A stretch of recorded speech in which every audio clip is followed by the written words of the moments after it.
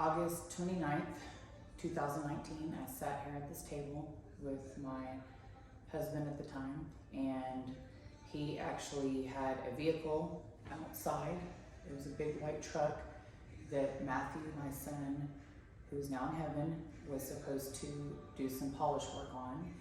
And we sat here at this table that night, and he asked me if I talked to Matthew, and I told him yes I had. And his response to me was, well, I have that job out there for him and he hasn't contacted me, so I'm just going to give it to someone else. So the backstory on that is Matthew had started his own business, Supreme Polish and Finish. He would take wheels and make them look chrome, like aluminum wheels. He'd make them look chrome. And he was actually in Lubbock, Texas for the 3.5 weeks before he went to heaven. He was doing some more training, and he was doing some more training, and he was actually getting paid for it as well. So the year before Matthew went to heaven, that whole year, him and Robert, who's my former husband, which Matthew considered him his dad. He got Matthew when he was 2. They were on the outs that whole year. And I couldn't understand what was going on because prior to that year, Matthew and Robert were so close and they just had this really unique bond. Matthew was not biologically his, but when he turned 18, he took Robert's last name and he pretty much, raised him. And out of the 3 boys, Matthew and Robert during the period seemed to have the most bond out of the 3 boys, and he was the one that wasn't biological. So that last year that Matthew was here was honestly just a really difficult year because I didn't understand why he was treating Matthew bad. Matthew was a good kid, he was smart, he was polite, he would help anybody out, he would help my parents out, he would help Robert's parents out, friends. He was such a light. Him and I were super close. We talked and text almost every day. And so, again, I don't enable my kids, so I would understand some of the treatment if he was a loser and just, not doing life. But what had happened that year before Matthew went to heaven was he had gone to Michigan to caddy because he played golf and he golfed in college. Then he dropped out after his sophomore year and decided didn't really know what he was going to do, so he was working. And so that summer that he turned 20, so he was 19 turning 20 in July, he was in Michigan. So he was there for about 4 months completely on his own. I didn't give him any money. And then he had a job lined out here back in Texas for whenever he came back. So he texted us and wanted to come home and stay here at this huge 4,500 square foot house on 5 acres, which is for our family. And so I was like, sure, you can come home, but his dad, Robert, did not want him to come back and live here. And he said that he should be on his own. Well, I just disagreed with that because I don't understand I don't think all 19 and 20-year-olds are able to be on their own. And again, if he was a bad kid or was going to be lazy and not work, then that would be one thing. But he was very good at working and not a problem child at all. So, family person, loved being around his family. So I pushed and I basically, said, yes, he's going to be able to come home. There's no reason in not helping him out right now. He has a job and we're going to help him out. There's no reason to make him go pay rent somewhere. So then without me knowing, he came home like October, so then without me knowing, in December, my former husband started charging him $40 a day rent. So if you add that up, that's $1,200 a month. Didn't talk to me about it, didn't have any communication, just decided to charge him rent, which I don't have a problem charging my kids rent. But when you're married, you're supposed to have these conversations together, and $40 a day was a little hefty for a 20-year-old, barely 20-year-old, who was hustling. He was working, he wasn't lazy. So needless to say, things were pretty bad, so bad that it was, he was good to me. My former husband was good to me, but he was just really bad to Matthew, and I could not understand. I didn't know what was going on. And so by February of that year, February of 2019, I helped Matthew get an apartment because it was just too toxic to deal with the toxic behavior between those two. So I helped him get an apartment, and I wasn't happy about it, but I just needed peace. So fast forward, Matthew opened up his business in April, and Robert was supposed to help him with his business, and you know, honestly, he's just a very difficult person to work for, and he expects everything to be like perfection. I call it OCD. As a matter of fact, I had to keep the shampoo and conditioner in the exact same spot in the shower, or he would get mad. So he was just very particular about where everything was placed, and nothing was allowed to be out of order. And he was just very dominant, and you know, he was just difficult. So needless to say, it didn't work out too great for them to work together. So again, what ended up happening with that was we have this huge property, 5 acres, huge shop, and at that point I was the main breadwinner, and I didn't care, but you know, but to me, when you are blessed, you bless others.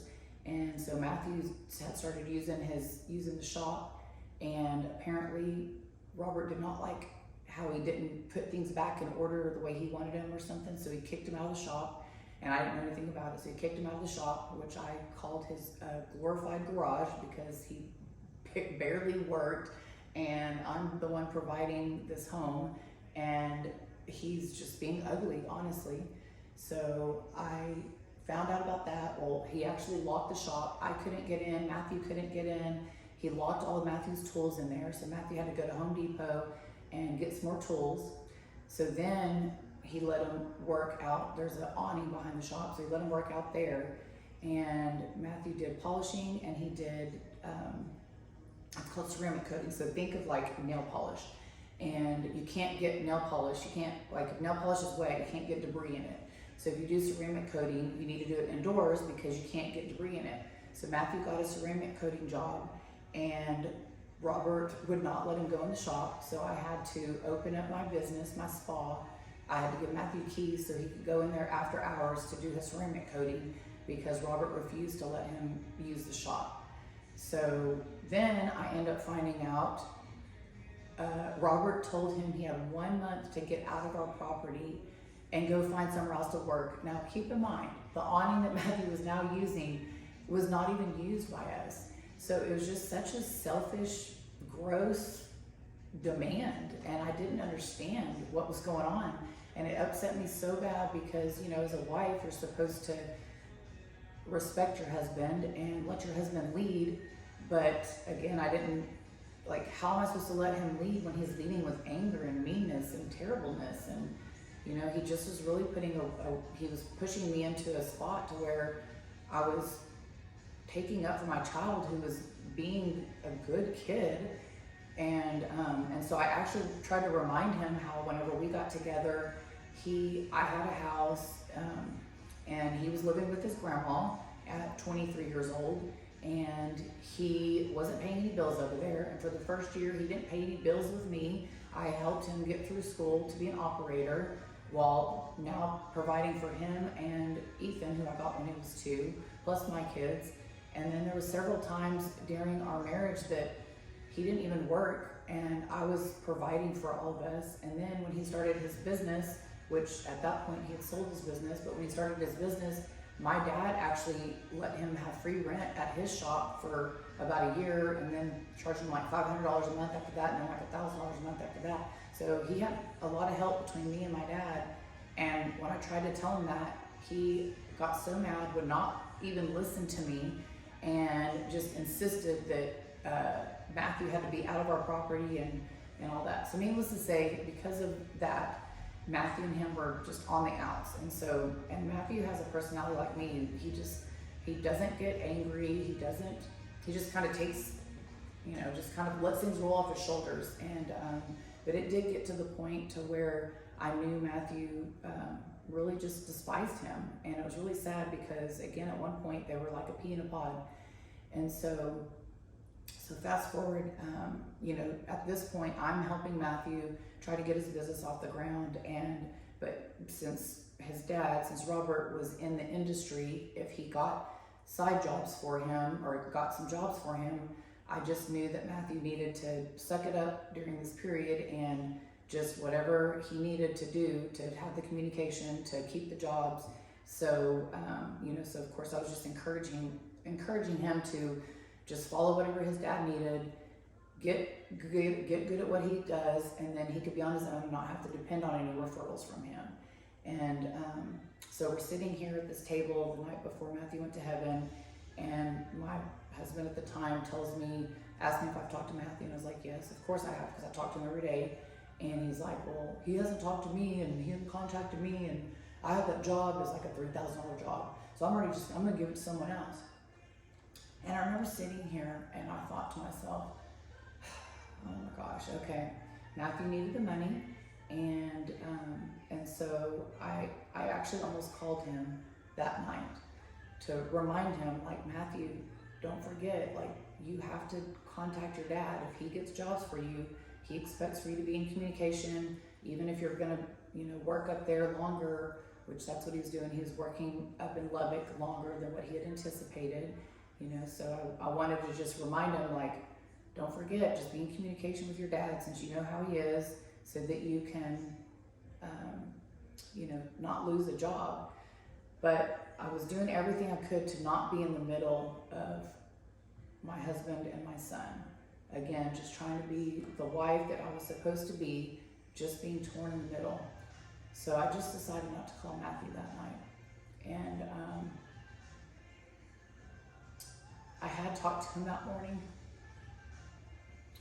So I woke up Friday morning, August 30th, 2019, and I sent Matthew a text message, and I told him how proud of him I was. And a few other things, just mom stuff, and I don't even know all of it, but in that text message, I also reminded him to be in communication with his dad, if his dad was going to get jobs for him, and I sent it about 6:30 that morning, and then I left, and I went to Toastmasters, and then I went to my spa, and about 11:30 that day, troopers walked into my business and took me to the back. And that's when I found out that Matthew wasn't here anymore. And for a while, I did everything I could to not be upset with my former husband, because I felt like he would have felt his own guilt and his own, beating himself up for how he treated Matthew that last year. But he compromised my relationship with him. He compromised my time with him. And of course I have forgiven him. Forgiveness is for me and for God. But to sit here and know that I could have at least made one more phone call, but I didn't want to get in the middle. And then to know that last year I lost spending time with him because of everything that went on. It's a lot for me to have to live with, and I had no idea what narcissism was. And once things started happening around my house, within the first month of Matthew being in heaven, I was being abused, and things were being said and done to me that was so disgusting and horrible. And the first year I chalked it up to the cycle of grief, that he was just taking his anger out on me. But after year 2, I couldn't take anymore. It caused paralyzation in my right eye. It caused My blood vessels were busted all the time, very red. I didn't understand it. I didn't know spiritual warfare. I started telling my I call them my soul sisters. I felt like I was sleeping next to Satan. And I would look at him and I would say, "You hate me. Why are you even here?" I started recording him because he was so charming to everybody else. The best description I could come up with was how Ted Bundy is a murderer behind the scenes, but in front of everybody he was charismatic and handsome and charming and everybody loved him. But behind the scenes he was murdering women, and that was my former husband. Behind the scenes he was murdering my soul. And by October 14th, 2021, God pulled him out of his house and freed me from the abuse. And prior to that, there was definitely a lot where I saw God try to shake him, wake him, and pull him up. But now that I'm where I'm at now, I understand narcissistic abuse, and I understand how Satan operates through people. And when you have the open doors like anger, pride, jealousy, alcohol, drugs, when you have those open doors, then the enemy gets in and operates through you and hurts you and hurts other people. And with the narcissism, they always have a target, and it actually started with my daughter. So Taylor, whenever she was 19, she was pushed out of the house the same way Matthew was, and it was pretty awful. And it got so bad to the point to where, again, she's a good kid, she's going to college, she's working, but all he would focus on was her dirty room or her leaving her shoes out or something. And it finally got to the point to where I just didn't want to be in the middle of that, so I had to get her an apartment to separate them. And then he did the same thing to Matthew. And then when Matthew went to heaven, we were really close with his dad, his Grandpa Bob. His dad was with us every day, all the time. And we probably had dinner with him 2-3 times a week. We all vacationed together a couple times a year, even my parents, holidays, birthdays, everything. And apparently his dad, Matthew and Grandpa Bob were super close. As a matter of fact, when Matthew was driving up to Lubbock, he called everybody. He stopped to say bye to everybody, and he called Grandpa Bob. And Grandpa Bob was actually driving out of town, turned around so he could go see Matthew. And him and Matthew were very close. And they would hang out all the time. Out of all the grandkids, Matthew would go hang out with Grandpa Bob, and none of the other ones did. And Matthew would go hang out with my parents, and none of the other ones did. And so his dad, Grandpa Bob, drove up to the crash site. Matthew crashed in a car wreck, and his dad drove up to the crash site, and he went with Robert's cousin, and apparently Robert's cousin and his first wife had messed around or something 20-something years ago, and again, I'd been around his cousin, and I thought Robert got over it, but whenever this happened, he got mad about it, and I was upset at the time, because again, I was just upset because you're just upset about everything. I actually thought I wanted to go be the first one to the crash site, and then I guess I got upset because he went without us knowing, but honestly, I still haven't been to the crash site. I don't really want to go, but, and I got over it pretty fast, because at the end of the day, like, you have to pick your battles, like what really matters in life. And, you know, I actually talked to his dad, Grandpa Bob, and later, and his way of healing was to go drive, and he would drive everywhere all the time anyways, but he just to go drive to see where Matthew was. But anyways, I didn't know what had happened, because that first week everything was real crazy, and then we had Matthew's celebration of life, and Grandpa Bob came there, and then after that, that's when I found out that Robert had gotten really mad at him, and like apparently cussed his dad up and down very disrespectfully, and that severed our tie with his dad. We lost him right when we lost Matthew too, because he wasn't allowed around us after that. So then I was his target. So I was the target, and I still am. Because when somebody's a narcissist, they always have to have a supply. So they're nice and they love bomb everybody else, and then one person is their target.